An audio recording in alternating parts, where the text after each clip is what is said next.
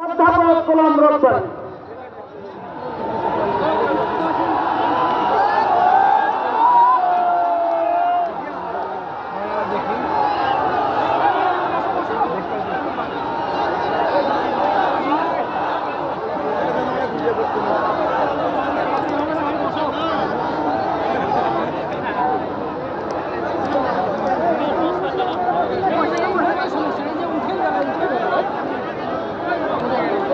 أعوذ بالله من الشيطان الرجيم بسم الله الرحمن الرحيم الحمد لله رب العالمين الصلاة والسلام على سيد المرسلين وعلى آله وصحبه أجمعين বাংলাদেশ জামাত ইসলামী রংপুর জেলা ও রংপুর মহানগরীর উদ্যোগে আয়োজিত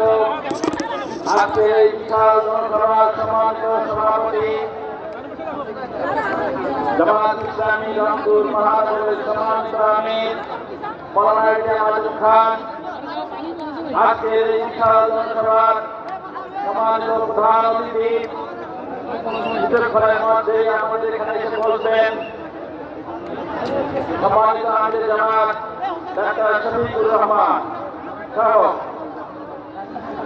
জামাত ইসলামীর কেন্দ্রীয় এবং স্থানীয় নেতৃবৃন্দ, আশেপাশের জেলা থেকে আগত সম্মানিত জেলা আমির, নায়েবে আমির, সেক্রেটারিবৃন্দ এবং রংপুর বিভাগের ৩৩টি আসনে সম্মানিত সংসদ সদস্য প্রার্থীবৃন্দ, ইসলামী ছাত্র শিবিরের দায়িত্বশীল কর্মীবৃন্দ, সাংবাদিক বন্ধুগণ, আইন শৃঙ্খলার দায়িত্বে নিয়োজিত সম্মানিত পুলিশ এবং সেনাবাহিনীর সদস্যবৃন্দ, আমার সামনে উপবিষ্ট রংপুর জেলার বিভিন্ন এলাকা থেকে আগত ইসলামী আন্দোলনের একান্ত প্রিয় সাথী ভাইরা, আসসালামু আলাইকুম ওয়া রাহমাতুল্লাহি ওয়া বারাকাতুহু। আলহামদুলিল্লাহ, আজকে ১৭ বছর পর বাংলাদেশ জামাত ইসলামী রংপুরে এভাবে বিশাল সমাবেশের আয়োজন করতে পেরেছে, এজন্য মহান আল্লাহর দরবারে আবারও শুকরিয়া আদায় করছি আলহামদুলিল্লাহ।